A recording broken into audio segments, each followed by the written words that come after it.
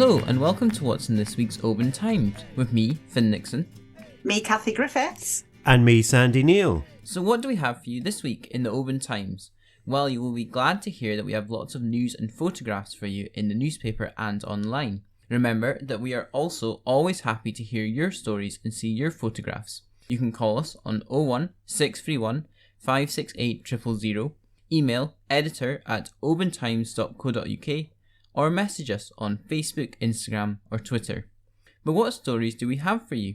Kathy, what have you been finding out for us this week?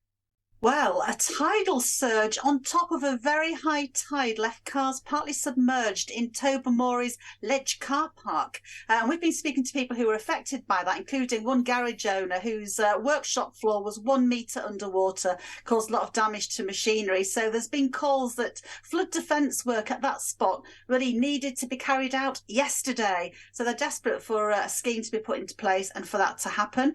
The main street, that lovely, iconic, colourful main street, was also hit by some floodwater, and if it had just been a fraction higher, it would have been lapping at the shop doors. There is some good news. Some work is due to start there soon along the main street to sort of finish off a wall that's already started to be built, but it still leaves the car park in a bit of a state, I'm afraid, so hopefully they'll have some good news on that soon. Also, over on Luing, islanders have been meeting with top bobs from Argyll Bute Council. These are the islanders who want to save their primary school from full-time closure. Chief Executive Pippa Milne and Education Director Douglas Hendry paid a visit, and there was more than 40 locals who were there to greet them, and a council spokesman said they were all friendly. Oh, isn't that lovely? And also, we've been wishing a very, very happy birthday to Appin Parish Church Guild, who have celebrated their 95th anniversary. They were so delighted to be celebrating it. They had 2 cakes to cut, so we've got a nice photo of that. There we go. Back to you, Finn. Thanks for that, Kathy, and I look forward to reading through all of those stories in this week's newspaper and at www.obantimes.co.uk.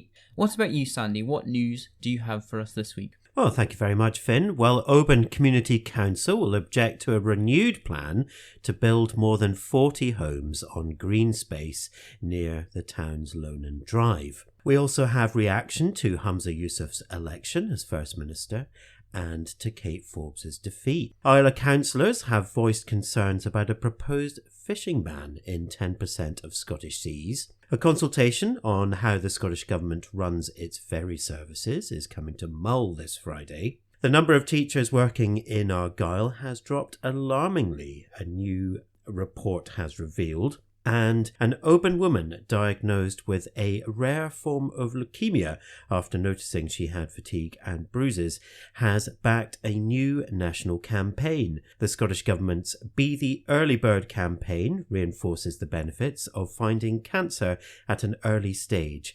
When there's more treatment options available, a greater likelihood of living well after treatment and better news to tell the family. A supergroup of community landowners are sharing ideas in the Outer Hebrides, where over half the archipelago is community owned. The Raasay Distillery is planning a new malt in Argyll. You can find out where. The first Scottish Wildcat release has been approved, and the Hebridean baker is moving to Oban. Over to you, Finn.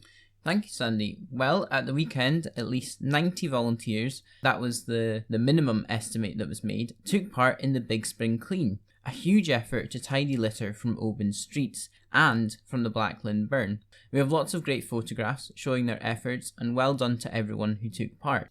We also have more strike news for you, with Drax workers at the Cruachan Power Station accepting a new pay deal to avoid action, while workers at the Northern Lighthouse Board are being balloted for strike action in a historic first. Meanwhile, in the sport, there were impressive results in the rugby at the weekend, as the Oban Lorne under-16 girls won the national plate in their first national final appearance. They defeated Caithness 39-38 in a thrilling encounter in Inverness.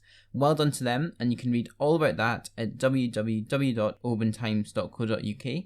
The Oban Lorne ladies also took a step closer to the semi-finals in their national plate competition, beating Anne 24-0 in a dominant display at Glencruiton. The men's match with Straffendrick was called off on Saturday. We also have the latest from all the shinty action, as Oban won 4-0 against Kyle's Athletic to go third in the Maui Premiership, while Inveraray and Oban Celtic drew 0-0. Elsewhere, the finals night of the latest Oban and District Darts League season saw wins for Ron McLean and Fagan McPhee, as Adam Brooke won the season outright. Locknell held league leaders Easterhouse to an impressive 6-all draw in the football. And we also found out about the Oban Life Saving Club's fundraising efforts earlier this month, as they raised more than $2,300 for training new instructors. So don't forget, you can read all these stories and more on our website at www.obantimes.co.uk or by picking up a newspaper in local shops and garages from Thursday. And don't forget, if you have a story, get in touch. You can call us on 01631 568 000, email editor@obantimes.co.uk, or message us on one of our social media platforms. For now though, thank you for listening, and it's goodbye from me, Finn Nixon. Goodbye from me, Kathy Griffiths. And goodbye from me, Sandy Neal. Bye. Bye. Bye.